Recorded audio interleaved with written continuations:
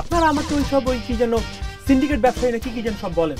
আপনি নামাজ পড়েন, আপনি রোজা রাখেন, আপনি হজও করে এসেছেন, কিন্তু আপনি এগুলোর কিছুই মানেন না।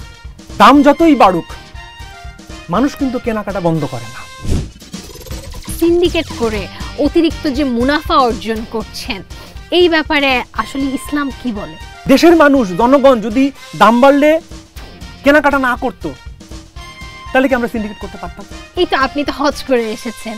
টাকা ছাড়া আমি আসলে কিছু বুঝি না, আমি সবকিছু টাকার জন্য করি। আপনারা তো ধামধুম কারো পরোয়া না করেই সবকিছু বাড়ায় ফেলেন। আপনাদের কি খুব ক্ষমতা? আমি 30টা রোজা রাখছি, 5 ওয়াক্ত নামাজ পড়ি, আমি সবসময় রোজা রাখি। সবকিছুতে এইভাবে কেন সিন্ডিকেট তৈরি করেন আপনারা? এই সম্প্রতি তোমাদের দোয়ায় আমি হজও করে আসি, মাশাআল্লাহ।